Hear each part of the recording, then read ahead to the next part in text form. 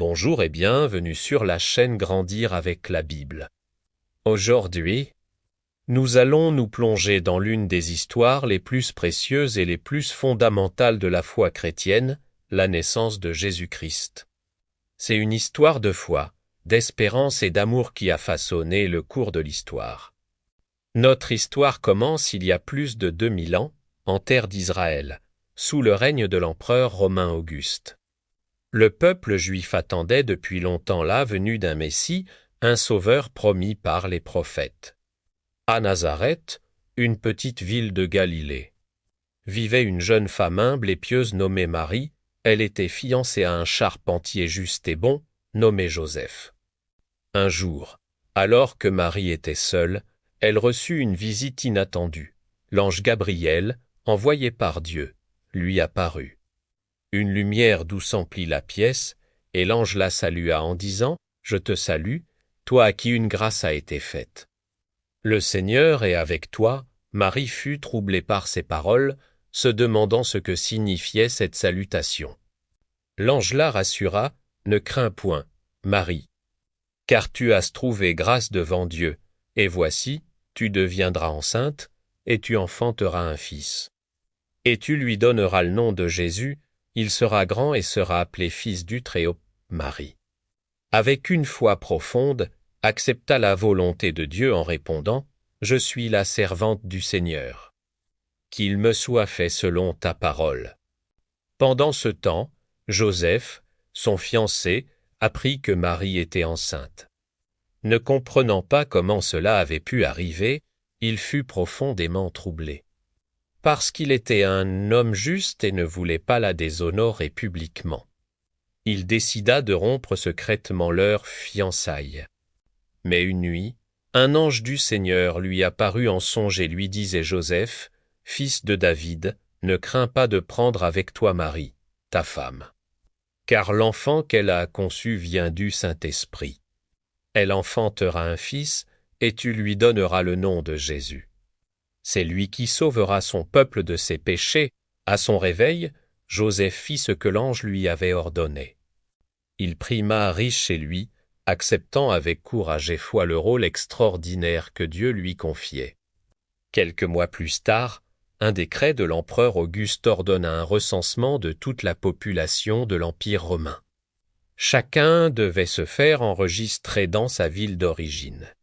Joseph, étant de la lignée du roi David, dut quitter Nazareth pour se rendre à Bethléem, la cité de David, en Judée. Le voyage était long et difficile, près de 150 kilomètres à travers des collines escarpées. Marie, sur le point d'accoucher, l'accompagnait. Arrivée à Bethléem, la ville était bondée de gens venus pour le recensement. Joseph chercha désespérément un endroit où loger, mais toutes les auberges affichaient complet. Il n'y avait plus de place pour eux. Le seul abri qu'ils purent trouver fut une simple étable, un lieu humble destiné aux animaux. Et c'est là, dans la pauvreté et la simplicité, que le temps pour Marie d'accoucher arriva. Elle mit au monde son fils premier-né. Elle l'emmaillota et le coucha dans une mangeoire, car il n'y avait pas de place pour eux dans la salle commune. Le roi des rois, le sauveur du monde, était né dans le plus simple des décors. Cette même nuit, dans les champs près de Bethléem, des bergers gardaient leurs troupeaux. C'étaient des hommes simples, vivant au grand air. Soudain, un ange du Seigneur leur apparut, et la gloire du Seigneur resplendit autour d'eux. Ils furent saisis d'une grande frayeur. Mais l'ange leur dit « Ne craignez point, car je vous annonce une bonne nouvelle qui sera pour tout le peuple le sujet d'une grande joie. C'est qu'aujourd'hui dans la ville de David il vous est né un sauveur qui est le Christ le Seigneur. Et voici à quel signe vous le reconnaîtrez, vous trouverez un enfant emmailloté et couché dans une mangeoire. » Aussitôt, une multitude d'anges se joignit au premier, louant Dieu et disant « Gloire à Dieu dans les lieux très hauts, et paix sur la terre parmi les hommes qui l'agréent. » Lorsque les anges les eurent quittés, les bergers se dirent les uns aux autres « Allons jusqu'à Bethléem. » Et voyons ce qui est arrivé, ils se hâtèrent et trouvèrent Marie, Joseph et le petit enfant couché dans la mangeoire. Après l'avoir vu, ils racontèrent partout ce qui leur avait été dit au sujet de cet enfant. Loin de là, en Orient, des hommes sages, des mages, avaient observé une nouvelle étoile particulièrement brillante dans le ciel. Ils comprirent qu'elle annonçait la naissance d'un grand roi. Guidés par cette étoile, ils entreprirent un long voyage pour venir l'adorer. Après avoir consulté le roi Hérode à Jérusalem, l'étoile les conduisit jusqu'à la maison où se trouvait l'enfant. En entrant, ils virent le petit Jésus avec Marie, sa mère. Ils se prosternèrent et l'adorèrent.